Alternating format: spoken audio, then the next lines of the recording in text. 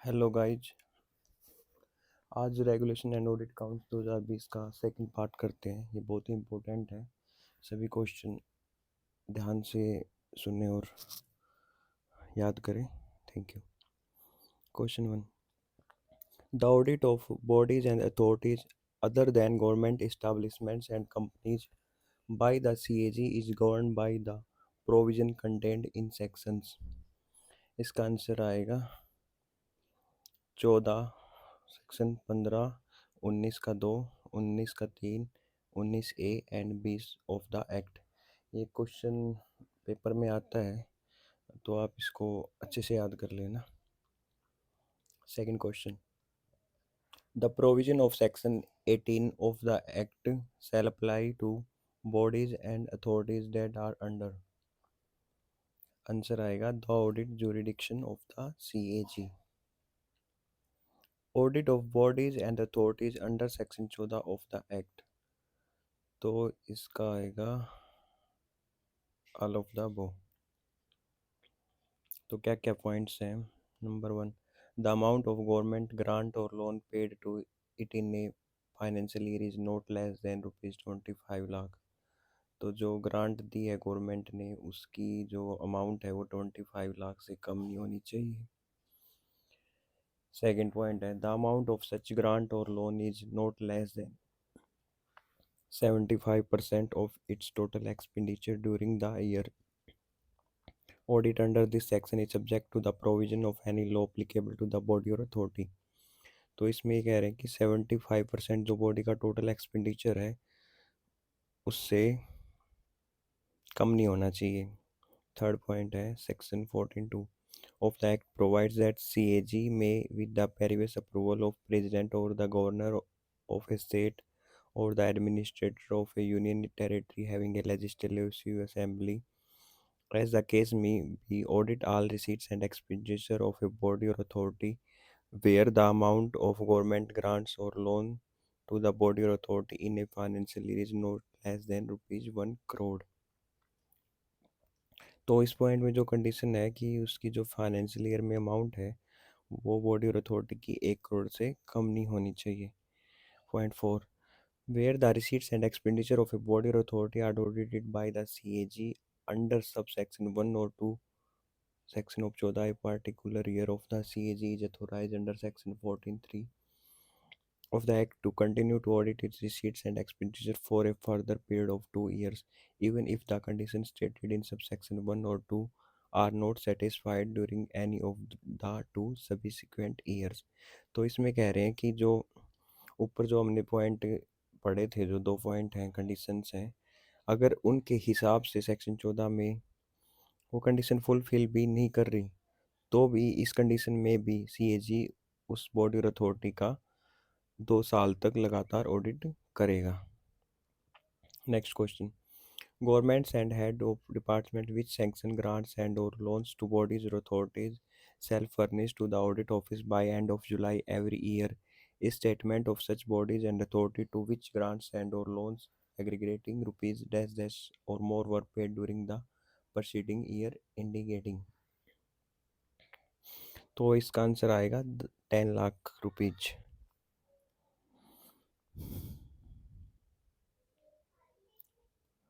Next question, audit of bodies and authorities under section 15 of the act, तो इसका भी all of the above है और इसके पॉइंट्स हैं।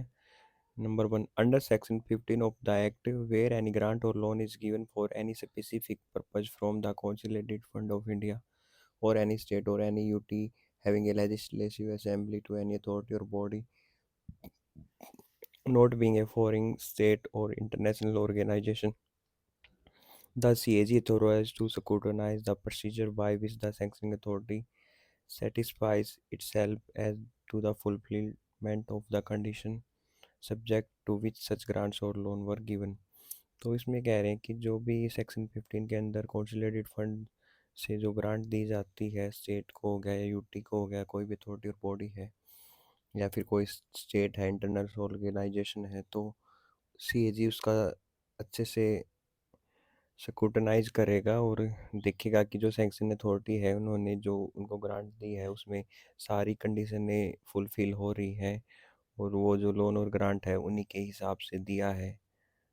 Second point, the president of the governor of a state or the administrator of a UT having a legislative assembly, as the case may be, if he is of the opinion that is necessary to do so in public interest and after consultation with the CAG, may relieve the CAG from making any such scrutiny in respect of any body or authority receiving such grant or loan।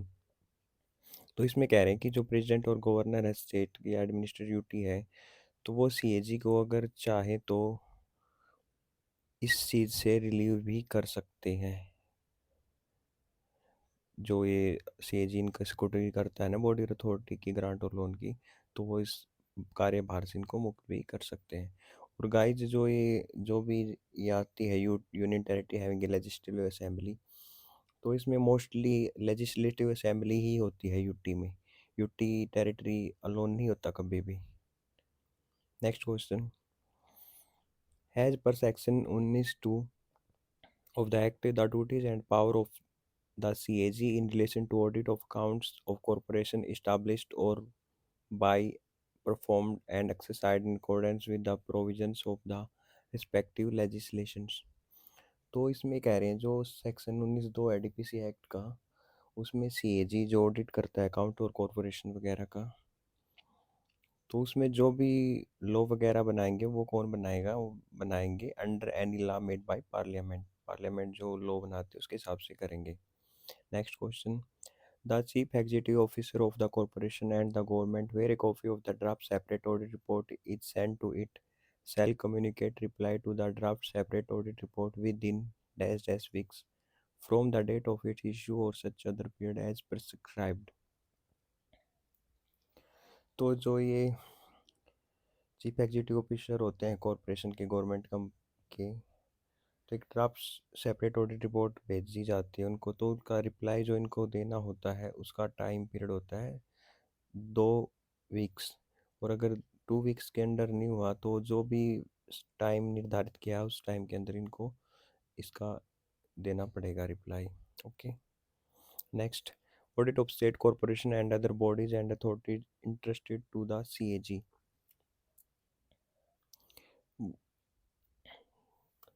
जो audit होता है state corporation और other bodies का, तो वो किसको दिया जाता है, वो दिया जाता है सीएजी को। सीएजी उसके लिए अथोराइज्ड है। नेक्स्ट क्वेश्चन, वो appoint to local fund auditor.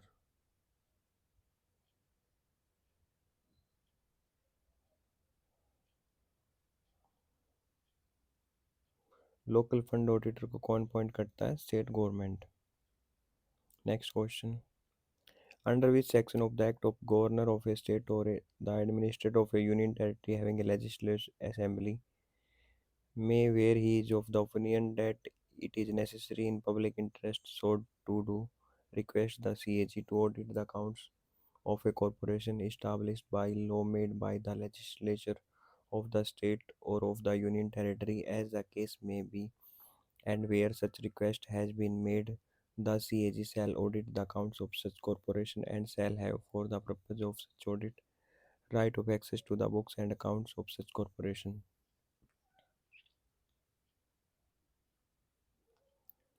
तो जो ये यूटी वगैरह स्टेट एडमिनिस्ट्रेटिव यूटी असेंबली उनके अकाउंट्स कॉरपोरेशन में जो सीएजी ऑडिट करता है किस सेक्शन के अंडर करता है, वो करता है section 19 clause 3।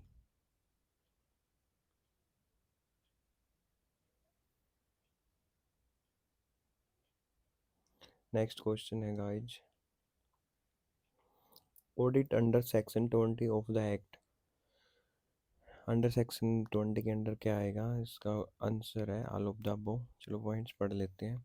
Number 1, under subsection 1 of section 20 of the act, the audit of accounts of any body or authority, the audit of which has not been entrusted to the CAG by or under any law made by parliament may subject to proviso contained in section 23 allow also be entrusted by the president to the governor of a state administrative UT having legislative assembly as the case may be, to the CAG journal after consultation with him and on such terms and conditions as may be agreed to between him and concerned government any other company. Point number 2 है, as per subsection 2 of section 20 of the act, the CAG may propose to the president, the governor of a state or the administrator of a UT having a legislative assembly, as the case may be, that he may be authorized to undertake the audit of accounts of a body or authority, the audit of which has not been entrusted to him by law, if he is of the opinion that such audit is necessary because a substantial amount has been invested in or advanced to that body or authority by government and the president or the governor of the administrator, as the case may be, subject to proviso contained in subsection 3, empower to the CAG to undertake the audit of that body or authority. तो इसमें कहा गया है कि CAG अगर चाहे कि किसी चीज़ का वो देख रहा है, कोई और अथॉरिटी है, जो बॉडी है, उसका अकाउंट है, उसकी राय में उसका ऑडिट करना नेसेसरी है, तो वो चाहे तो उसके लिए उनके अकाउंट्स वगैरह का ऑडिट कर सकता है और उसकी उन्हें इनसे, जैसे यूटी का है तो एडमिनिस्ट्रेटिव वगैरह से अप्रूवल लेनी पड़ेगी under section 23. Next point of the act, audit under section 21 22 shall be entrusted to the CAG only if the president or the governor of a state or the administrator of a union territory having legislative assembly is satisfied that it is expedient to do so in the public interest and after giving reasonable opportunity to the concerned body or authority to make representation with regard to the proposal of for such audit. तो इसमें वही कहा गया कि जो CAG चाह रहा है प्रेजेंट वगैरह से कि इसका ऑडिट करना चाहिए, अप्रूवल मांगा है, अगर वो सेटिस्फाइड है कि ये जो ऑडिट है पब्लिक के इंटरेस्ट में है, तो वो इसके ऑडिट के लिए प्रपोजल दे देते हैं. Next question, the audit under section 19 clause 3 और under section 20 of the act shall be conducted in accordance with the provision of relevant laws and terms and condition agreed upon between the. तो यहाँ पे कह रहे हैं जो section 19(3) और 20 section है डीपीसी का, उसमें जो भी प्रोविज़न और रिलेवेंट लॉज हैं, किसके बीच में कंडीशन वगैरह सहमत होने चाहिए, कौन कौन. तो इसमें जो सहमति होती है उनकी होती है CAG and the concern government. Next, under article dash dash of the constitution the legislature of state may by law make provisions with respect of to the maintenance of accounts and the auditing of such accounts of Panchayati Raj institution and urban local bodies. तो इसमें कह रहे हैं जो constitution वगैरह में जो आता है पीआरआई और यूएलबी का ऑडिट होता है, कौन से कॉन्स्टिट्यूशन के अंडर आता है, ये आता है उसमें article 243 J and G. Guys ये क्वेश्चन आता है, इसको आप अच्छे से याद कर लेना. Article 243 J and G. The model form in which the accounts of Panchayati Raj institution and urban local bodies may be kept and the forms in which their budget may be prepared and presented have been prescribed by the. तो जो ये PRI वगैरह का जो UBL है, ULB, इनके जो forms वगैरह रखे जाते हैं, किस उसमें प्रेजेंट करे जाते हैं, इसको कौन निर्धारित करेगा, CAG, model of forms. Next, the local fund auditor will prepare by the end of dash every year an annual audit plan for audit of PRI and ULB in the next financial year and forward it to the AG audit of the state. तो ये कह रहे हैं जो local fund auditor है, जो वो इनके लिए प्रिपेयर करेगा एनुअल ऑडिट प्लान वगैरह के लिए जो भी इसने किया है, तो वो हर साल end of the March, end of year March month में वो अपना प्लान भेज देगा. ओके, किसको फॉरवर्ड करेगा, AG audit of the state को. Next, the accountant general audit will send to the concern secretary और secretaries to the government by the end of every year an annual technical inspection report including the results of audit of PRI and ULB conducted by his office during the preceding year under the ambit of regulation 120 clause 5 and other activities under TGS। इसका answer आएगा जून। तो क्या कह रहे हैं, जो एजी audit है वो कंसर्न सेक्रेटरी ऑफ गवर्नमेंट को भेजता है कि रिपोर्ट हर साल एनुअल, वो कब जाती है, वो जाती है जून में।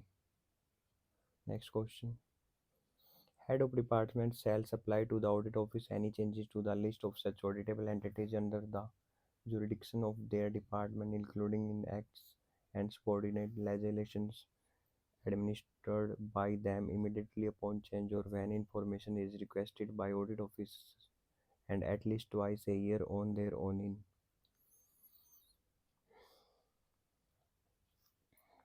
तो इसका आंसर आएगा गाइज जून एंड दिसंबर। तो यहाँ पे कह रहे हैं जो HOD ऑडिट ऑफिस के होते हैं, कोई भी चेंज होता है ऑडिबल एंटिटीज वगैरह में, तो उसका चेंज के लिए उन्होंने, वो चेंज होता है 2 बार होता है साल में।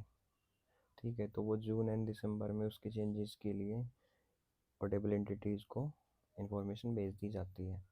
Next question, form content and time of submission of audit report to be decided by the. जो कैसे फॉर्म में ऑडिट रिपोर्ट होगी, कैसा कंटेंट होगा, टाइम वगैरह सबमिशन का, कौन डिसाइड करेगा ऑडिट रिपोर्ट का? CAG। Next question, the AG audit shall return the self explanatory action taken note to the secretary duly vetted as soon as possible but not later than dash month। तो जो AG audit होता है वो self explanatory action taken note का reply भेजेगा weighted करके secretary को, वो 1 महीने के अंदर उसको कर देगा।